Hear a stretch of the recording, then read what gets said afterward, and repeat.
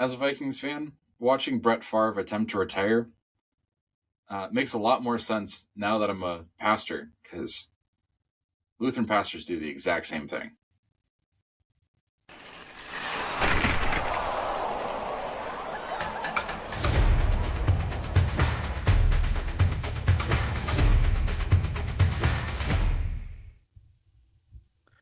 Lutheran pastors do the exact same thing, minus the welfare fraud.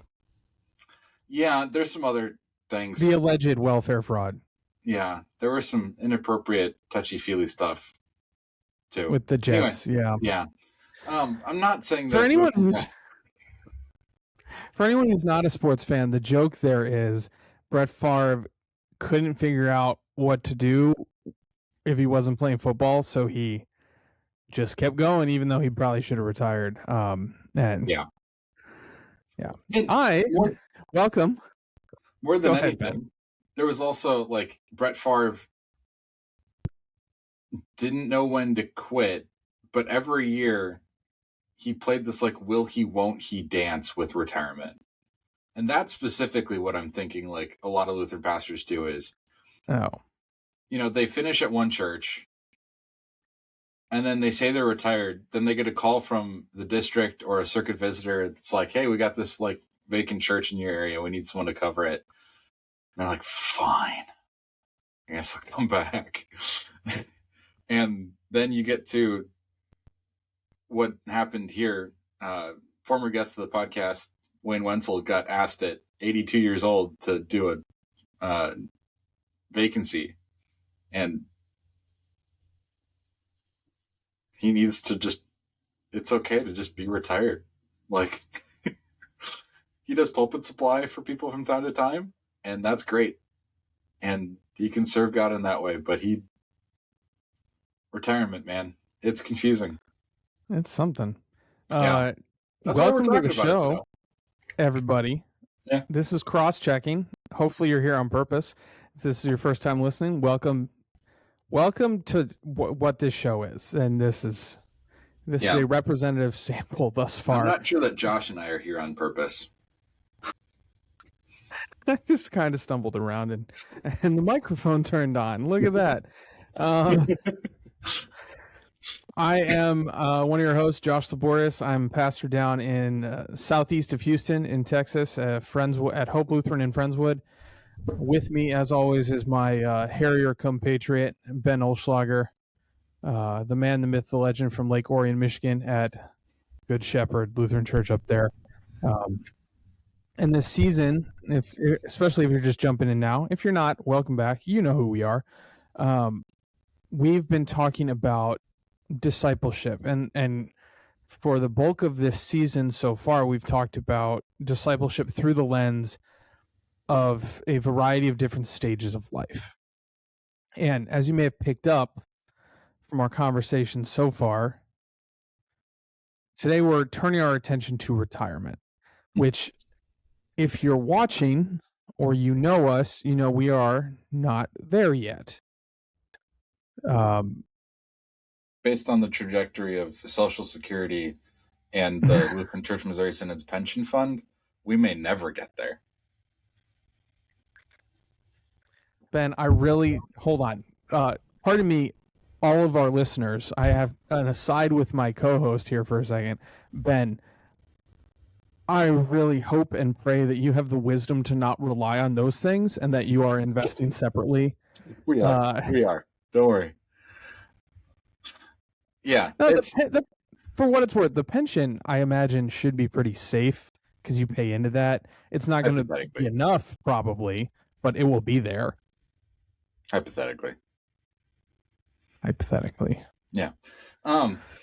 We're vested. Well, I don't know about you. I am vested in 2 months, a month and a half from now. July 1st was my first official day on the in job. Ministry. Yeah. So. Yeah. I don't know when they start the clock. Because technically I was in the office end of June, like 20th or 29th of June of 5 years ago. Anyway, that's an aside for another time.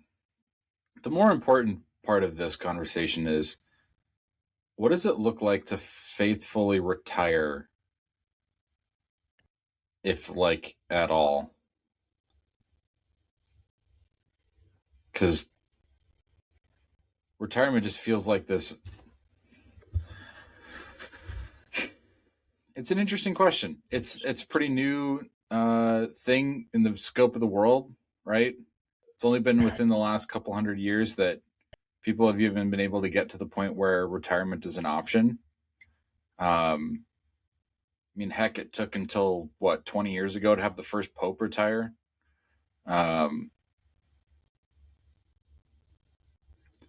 So what do we actually do with this stage of life, and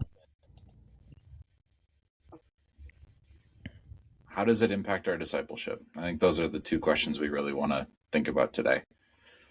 I'm going to start by plugging another podcast that people should go listen to after they're done with this one. I think it was about a year or two ago. The man that Josh and I know as Opa, aka Dale Meyer, former speaker of the Lutheran Hour, former president of Concordia Seminary, St. Louis, great drinker of scotch. He went on. Dale Meyer was a Scotch guy. I guess I could have guessed that, but I did not know that.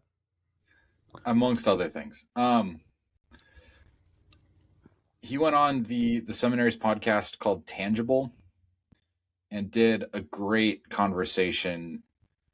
I think he was maybe on there with Mark Seifrid.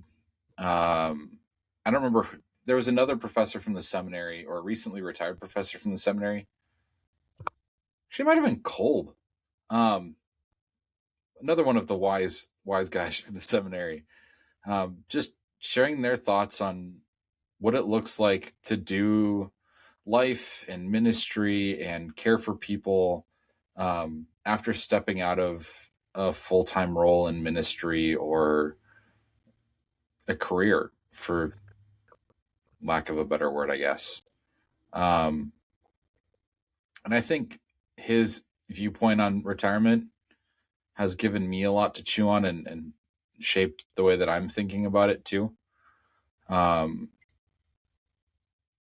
his big point, and I'll let him explain it better if you go listen to his conversation, is a lot of people think of retirement as like slowing down and you no longer really need to prepare for anything, because, as a lot of people will kind of make the joke, what do I need to prepare for? I might be dead tomorrow. But Meyer's whole point was, this is your opportunity to prepare for eternity, which I thought was pretty cool. Like, we're always building towards something in life. And even in retirement, we can be preparing for eternity. Josh, do you have any thoughts on that? Or like, even just, how do you think about retirement in general? I look at my family and suspect I'm probably just going to work until I die. Because that seems to be the track record. When did your grandpa retire? That's an interesting question. So, Grandpa, for anyone who doesn't know, I don't think we've had him on the podcast, but we maybe should at some point. Although his filter's gone. Yeah, we did? Yeah. Good old Gerhard. Yeah. We had him so on former district president. Missions, maybe? Maybe. Yeah. He shared some thoughts from his time working as a missionary. Yeah. So Grandpa Gerhard, former pastor, missionary, toward the end of his career, he was the district president of the Florida Georgia District. From that, he retired, quote unquote retired. And then he decided to go make trips to Thailand and other Southeastern Asian countries and teach at their seminaries. and help write curriculum for their seminaries. And when he quote unquote retired from that, although I think he still writes some stuff for him, he decided to do a mission plant in North Georgia. He has since retired. We think this one's going to stick. We think he's just going to stay retired. But, you know, who knows? And so thoughts on retirement, I think, generally speaking, I think why you're doing it matters. But to your point, like this idea, now you have the chance to prepare for eternity. I like that definition as long as we put kind of the clarifier, not just yours. Because I think your discipleship changes, and part of that is because by the time, so say you retire at 65 and you've been a Christian for 65 years or less, maybe, you know, early adulthood, 40 years. You've been a Christian for decades. You've been a Christian longer than Ben or I have been alive. Or maybe you retire at 65 and you've been a Christian for 5 years. That's true. We can deal with them separately, though. Okay. If you've been a Christian for that long, you've heard a sermon on almost everything. You've likely been to enough Bible classes that you could probably teach a few. At that point in your, like, when I meet someone who has been in the faith for that long, I am not heavily concerned that they are not ready for eternity. Like and like Ben kind of alluded to, there's space in that, right? There are folks who come to religion very late in life. There are times where you hit retirement and then you have a lot of questions because your identity and your place in this world has changed significantly, and you have to contend with those, and that has some intersection. Like, I get that. But by and large, once the dust settles on retirement, like, you aren't necessarily in a place where you have a lot of learning to do. I mean, there's always space to learn more. Don't get me wrong. I believe that you should learn at least something every single day of your life. But there's less of a need for you to keep forging forward and learning more and learning more and learning more. And what your discipleship turns to a little bit more is, how can I serve? How can I help prepare others for this eternity that I am prepared for? And not always, but a lot of times you almost start to slide into this almost a mentorship role. And all of those things, it changes as you go through that stage of life, right? When you were younger, you might have been very quick to volunteer and serve in some ways. And as you get older, maybe that volunteering looks like changes. But as you retire, I think Ben quoting Dr. Meyer is exactly right. It is about preparing for eternity. But like our episode from last week points out, do not be so narrow in your focus as to think it's just about making sure you're ready for eternity. Mm-hmm. Because at that point in your life, you have a wealth of experience, a wealth of insight, a wealth of perspective to share with people who are still in more formative stages of their faith. And your presence, and this is where it kind of circles back, your presence in worship and Bible class and other church things is incredibly important for that, because you have incredibly valuable things to share with people who are still learning some of those things that you have experienced in your life. So that's kind of my broad strokes on retirement, I think. Yeah, and I'll expand a little bit. Dr. Meyer does talk a decent amount in that conversation about how, like, his idea of preparing for eternity is he wants to set as much groundwork as he can while he's here, so that as much of his family as is possible is with him in eternity. and as many as of his friends and the peoples that he's interacted with and relied on and worked with over the years are good just the same. So he had a lot to say about, yeah, we're going to spend a lot of time visiting family. We're going to spend a lot of time going to church events and school events. We're going to use our resources to let the kids go through Christian schools and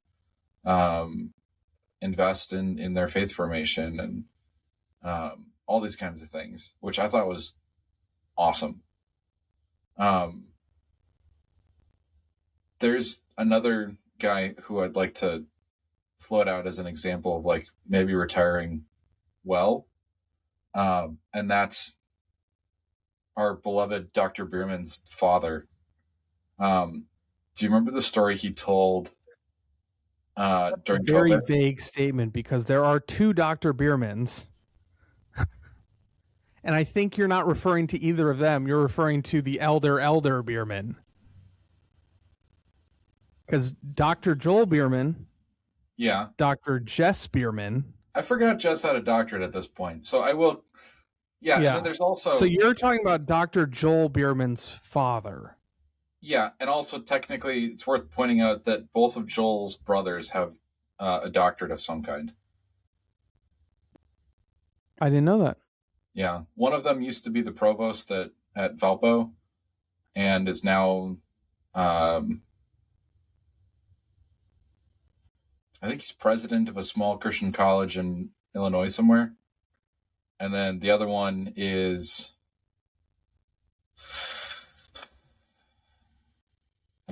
one of them's Mark, and I don't remember the other one's name. One of them's at Lutherans for Life now. Anyway, their dad is a retired pastor, currently living in a retirement facility in Illinois. And at 80-something years old, COVID hit in 2020. And Illinois was one of the more intense states in terms of restrictions and that kind of thing. And so what did Dr. Bierman's dad do? Well, he started being a pastor again. Pastors couldn't get into the facility, so he started caring for the people that were around him in his retirement home. And I think that kind of attitude is just, it's awesome. Doesn't matter. You don't have to be, to clarify, because I'm sure Ben doesn't mean this. Yeah. You don't have to be a pastor to do that. No. I mean, he started leading services, which you do need to be a pastor to do. There's fair. But he was also just offering counseling, his wisdom and counsel as a pastor. Yeah, you can and as give a Christian for many, many, many years. Faithful, godly advice as just a Christian. Yeah, exactly. And fellowship. That was a huge thing during COVID. He would just talk to people. Because a lot of these folks couldn't have family members visit them. So he would go offer fellowship. And I think his willingness to just adapt, see a need and meet it with what he had is a great example of how, as we're kind of going through these different stages of life, when we have different opportunities, different resources, different things available to us, taking advantage of what we've been given and using it, I think, is great. And that is kind of with the parable of the talents. For anyone who's not familiar, the parable runs. I think in one version it's the king, and in one version it's just like a manager. And so wealthy guy gives one servant 10 talents, one servant 5 talents, one servant 1 talent. He says, I'm going away for a while. See you in a few. And when he comes back, the first servant is like, hey, I took your 10, I made it 20. And he rewards him very well for that. The person who had 5, he says, I took your 5, I made it 10. He rewards him very well. The person who's 1 is like, I know you're a hard man. You gather where you do not sow, or you reap what you do not sow. I buried the 1. Here it is. And then the master rebukes him. He's like, you should have at least put it on with the bankers so I could have collected interest with this money. And he kind of casts him out of the organization, right? And part of that illustration is exactly what Ben is saying. Like, whatever's in front of you, whatever you have, whatever opportunities are in front of you, like, take advantage of them as the Holy Spirit puts them into your life. You got to keep your eyes up and strike when things are in front of you. Yeah. I think maybe a tangent to that. I was listening to an interview recently with Dr. Ben just spends all his time listening to interviews, apparently. I do. I really like podcasts.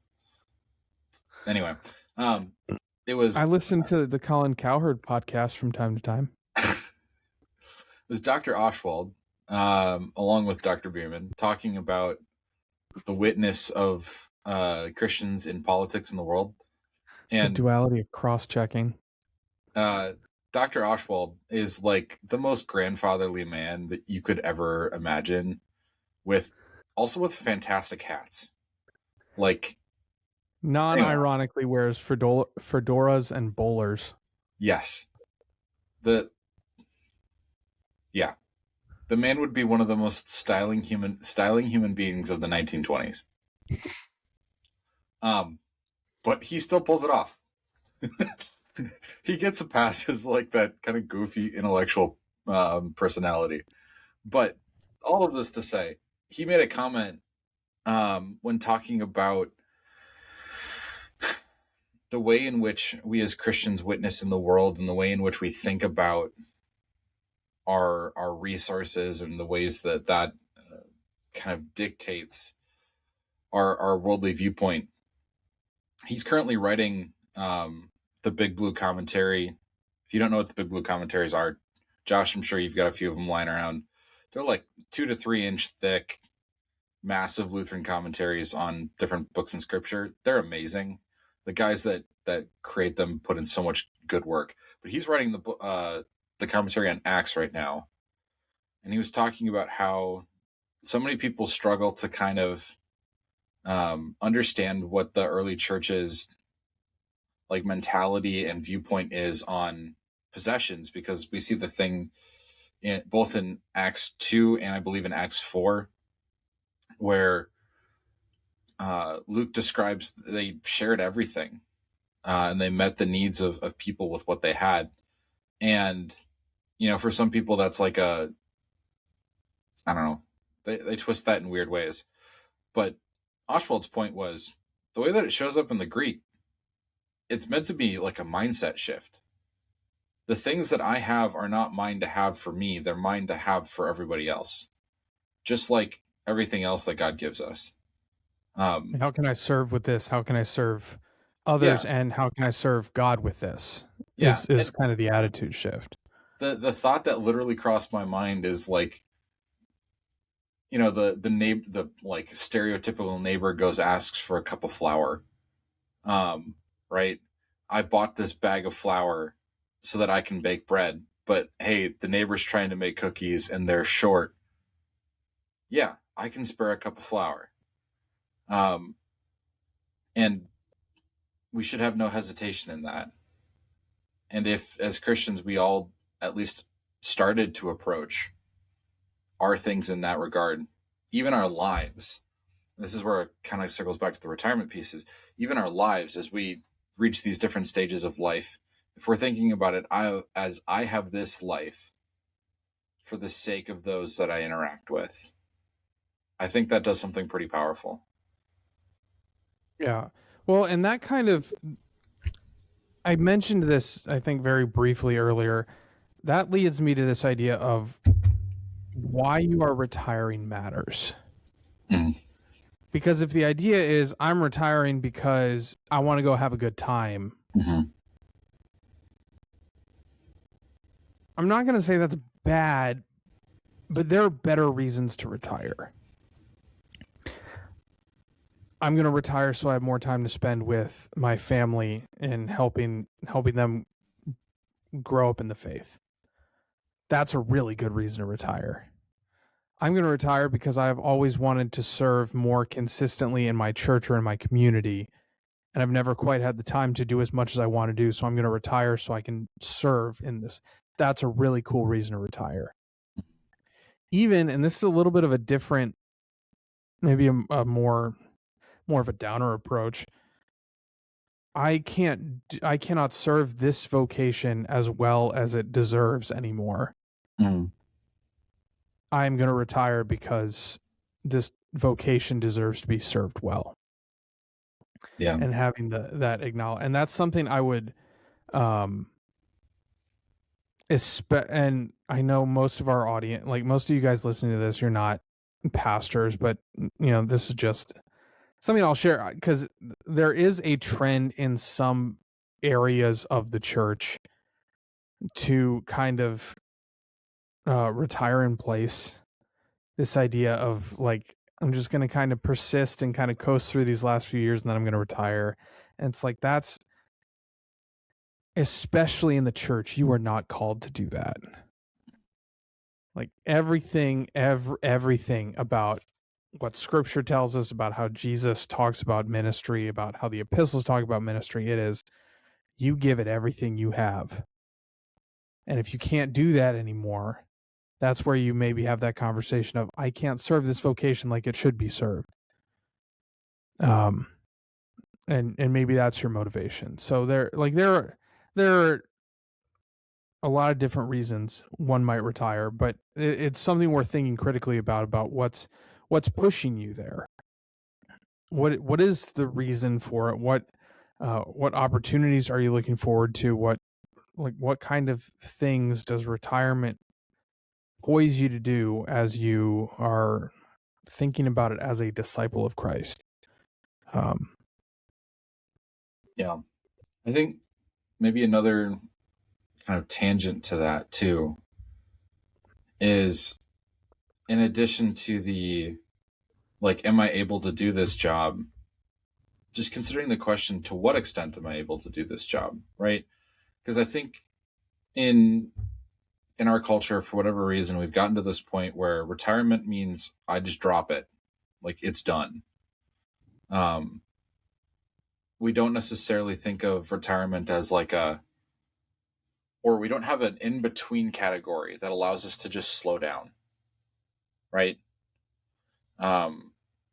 Pastors kind of do this naturally because there's few enough of us that we get, like I mentioned earlier, drugged back into vacancies and pulpit supply and that kind of thing. And I how think you see that happen a lot is a guy, because most district, and I'm going to say this in incredible generalities because there are so many exceptions to this rule. What districts will encourage you is once you retire, like if you're, especially the senior pastor and like it's a multi-staff church, is once you retire, they want you to get out of there. Just because having a division in leadership, like having confusion about the leadership, and there's a lot of biblical basis for this. It's just a playground for sin and for things to go wrong. That being said, what I've seen in a lot of places is retired pastor moves wherever he's going, and he finds a local church that maybe could use some help, whether they're vacant or whether there's a pastor there who's just stretched a little too thin. And essentially what they go in and they do is they say, these were the parts of ministry that I love and I still love and I still can do. I'd like to come in and do these things. And most churches are like, sure. Yeah, so absolutely. You want to teach an extra Bible study? You want to help with some visitation? We'd love that. Like, you'd love to preach. You want to preach once a month? Yep. Like, and that it's kind of what Ben's talking about, that halfway of, I'm going to serve in a different capacity, but I'm still going to serve. Yeah, and I think for it applies. That depends on what your profession is, right? Yeah, because I was going to say, for lay people, like, you can find how that applies to your own life too. Like, I think about my dad, who his professional gig is software engineer. I don't necessarily think that he's going to have a way to necessarily slow that down. but he has a side hobby of woodworker. And there are all sorts of ways in which It's a that could great side be. hobby. It is a great side hobby. He's not the fastest at getting projects done, but he's really good. And I know that part of his retirement plan is to lean more into his woodworking. And I think that's really cool. And I hope he uses that as an opportunity to serve people. And, like I think about my mom, who's just a pretty good organizer and communicator, at least when it comes to getting people where they need to go when they need to be there. She had 4 boys and she managed to get us to most of the things we needed to be at on time. And I think that's an incredibly valuable tool. Ben is an incredible accomplishment. That's fair. That's fair. And like, Josh, I'm sure you see things from your parents too. I know your dad's a pastor now, so like we've talked a little bit about what that might look like for him, but I should clarify, dad is a pastor who currently still works like 70 hours a week. yeah. So Yeah. But I don't know. Do you see like oh ways? yeah, mom who teacher, Lutheran school teacher is her education. She teaches Bible class. Well, and the other thing I see, and I see this a lot in my mom, and I see it in a couple other retired folks in my congregation who I haven't talked to about this, so I'm not going to share names. Mhm. Even though this is this positive context, I think one of the most natural places that you can step into in retirement is almost a mentorship role. Mhm. Yeah. And that's so like mom will mentor parents in, raising their kids in the faith. She'll mentor other volunteers, and because dad, DC for a long time, associate pastor of youth and family ministry, like he does a lot with youth, obviously. Mhm. So she'll step into it, like with volunteers and stuff who are helping with youth ministry. She'll step in and kind of give wisdom, give advice, give guidance. And that's something that, as we're talking about, what does it look like in all of your vocations? That's a role that even if you're in a profession like software engineering or something, mentorship can sometimes be that halfway step where you say, I'm not really doing this anymore, but I'd love to keep getting lunch with some of these guys who are in this profession, who are looking to grow, who are looking to have that kind of mentoring relationship. And that can be, first of all, that can be really fulfilling for both sides. That can be a way that you continue to serve in whatever your vocation has been for your whole life, because that's something to kind of feed into our doctrine of vocation. Like whatever you do, even if it doesn't look churchy, like that's where God's put you, and that's a calling that you can serve in. And mentorship is a way that even if you're not doing the job anymore, you can still serve in that kind of role. And if you're listening to this, especially maybe and you're in or you're looking at that area of life and you're like, like mentorship sounds like a good idea, but you're like, I have no practical idea of how to do that.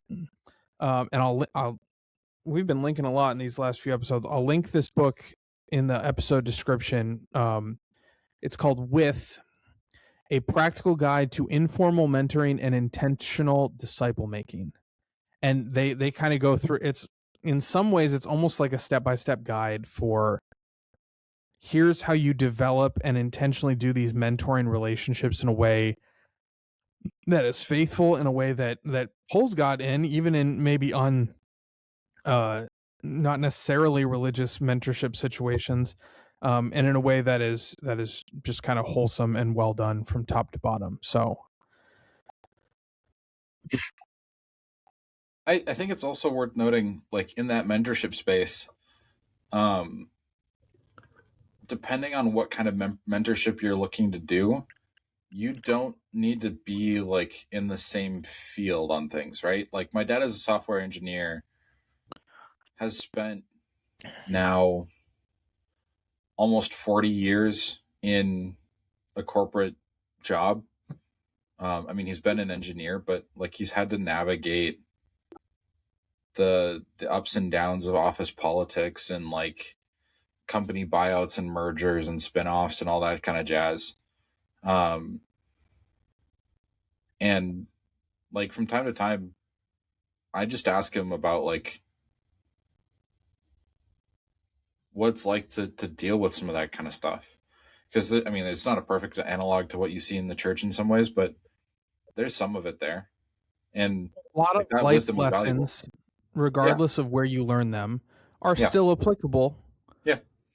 to life in Yeah. different circles. So Yeah. And like I also think of both my father and my father-in-law um, serve as great mentors in terms of fatherhood, right? Doesn't necessarily have to be about career. Um, just family stuff.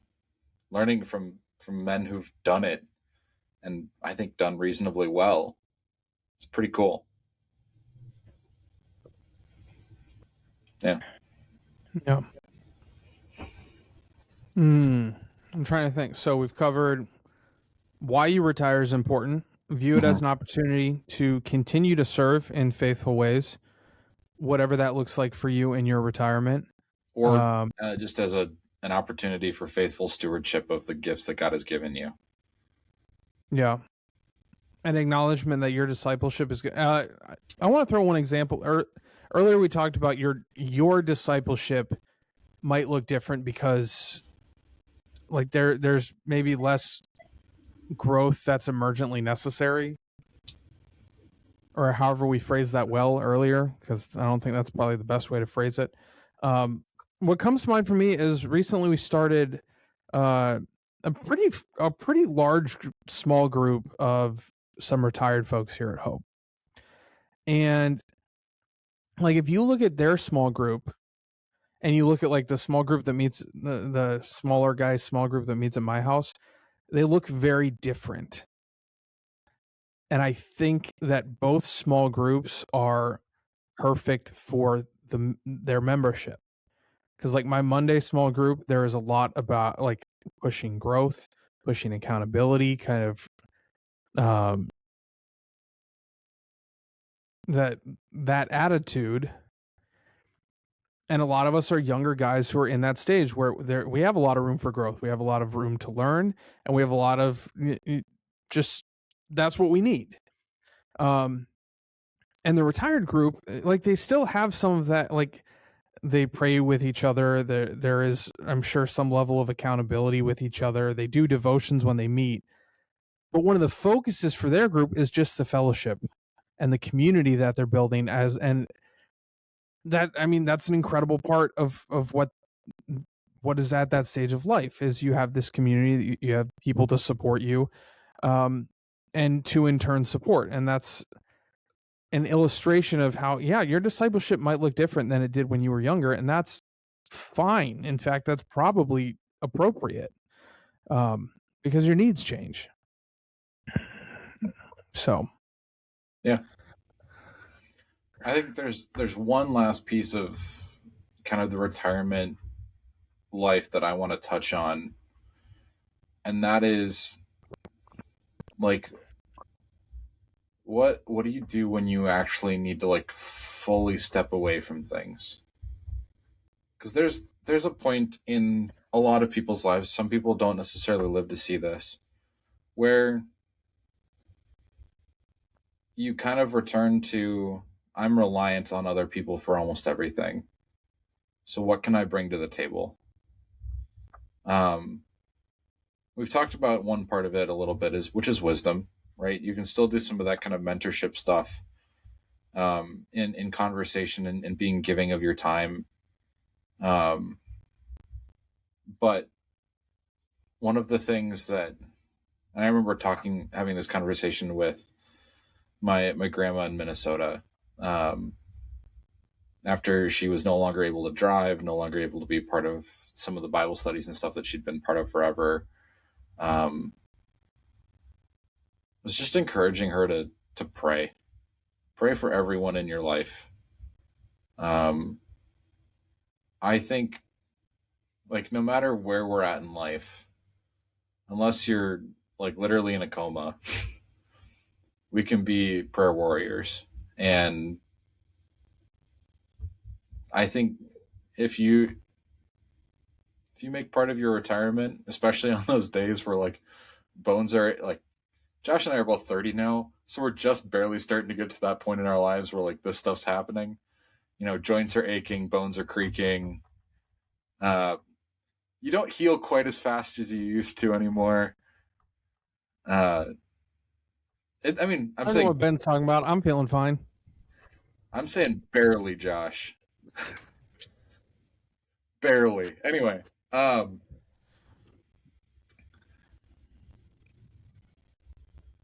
yeah, like If you're not watching the video, the face Ben gave is my train of thought is completely gone. It's not even close to the rails, and I don't know where it landed. that is the face. I had to like do a couple mental laps around the block to figure out where I was going again. All of that to say, Ben sore.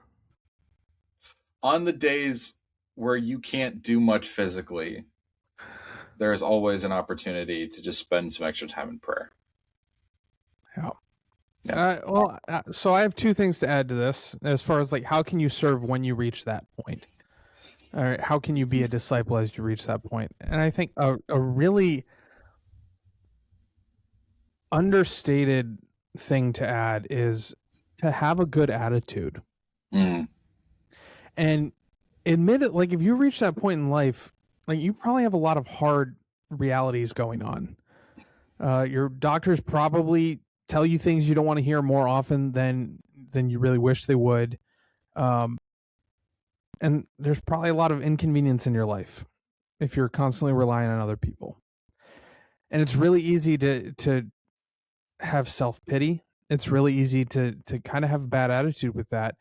And this is an incredible opportunity to witness to the joy and the hope you have in the resurrection, because you know it's in front of you. And especially in nursing homes and in assisted living facilities, like the employees, the staff, they tend to take a lot of abuse.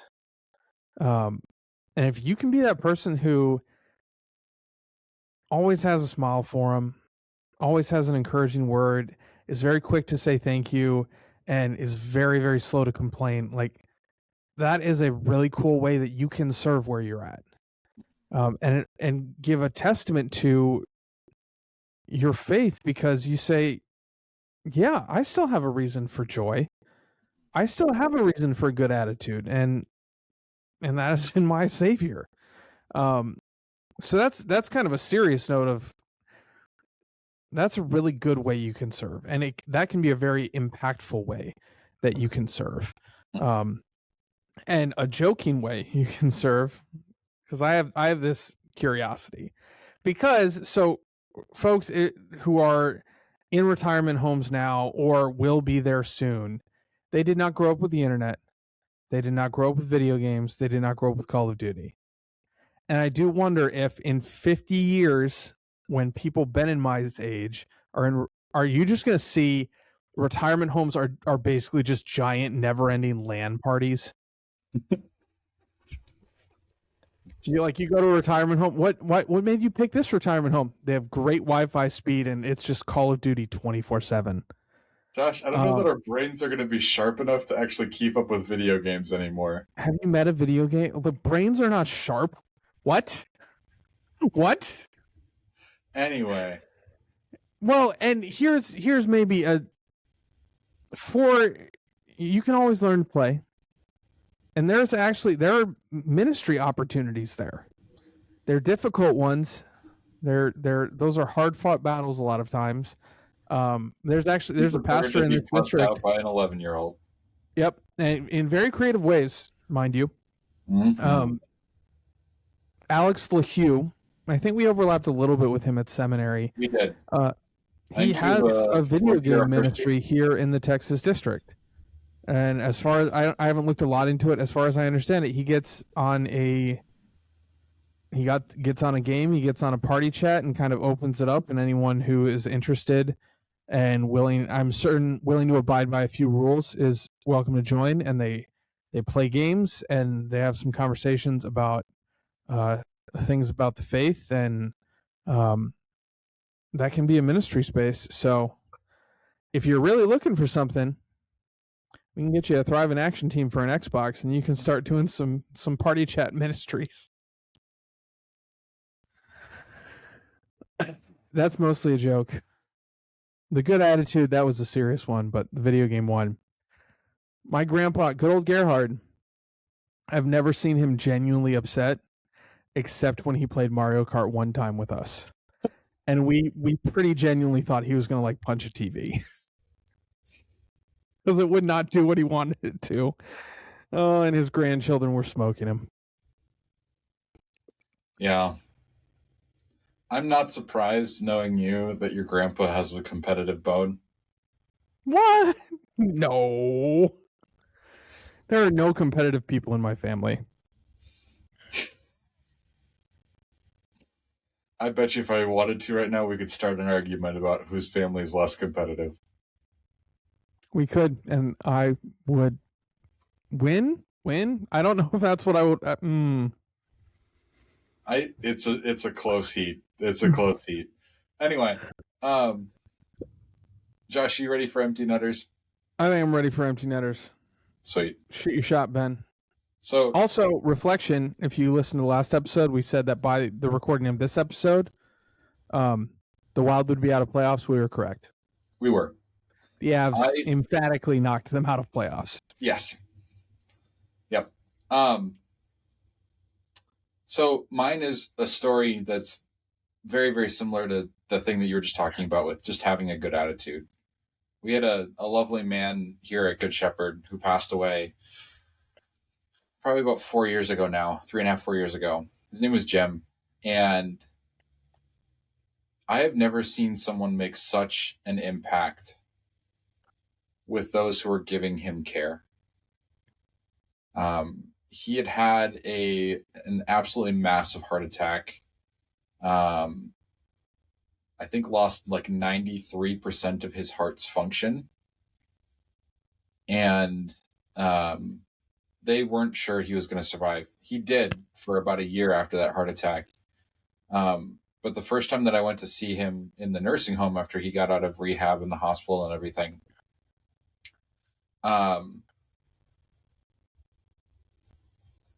he was at a Christmas party and they had to pull him out and bring him down. And I remember I was sitting in his room waiting for him to come down so we could talk and pray. And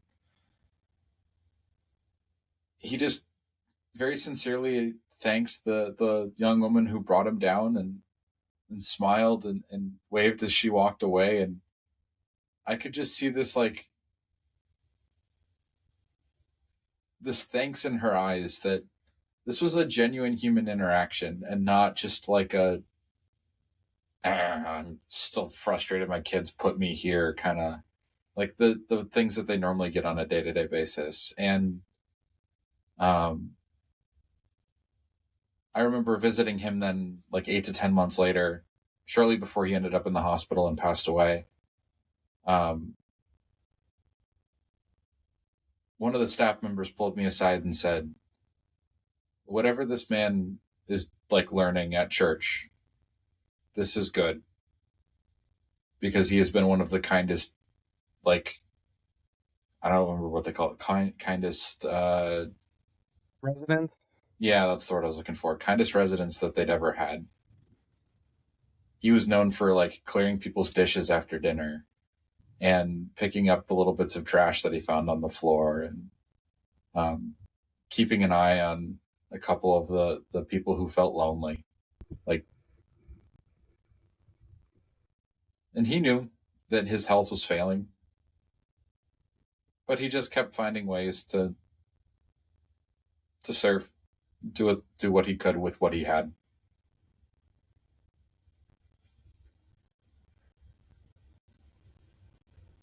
It's really cool. Yeah.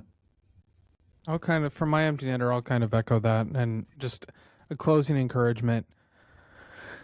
Do what you can with what you have. Mm-hmm. If you are still here, it means God's not done with you. Mm-hmm. So keep an eye open for the opportunities to disciple others and be discipled yourself whenever he might put them in front of you. So, amen. With that encouragement, brothers and sisters, go in peace. Serve the Lord. Thanks be to God. Thank you for listening in to this episode of Cross-Checking, a ministry of Hope and Good Shepherd Lutheran Churches, where we strive to deepen your understanding of the faith and help apply it to daily life.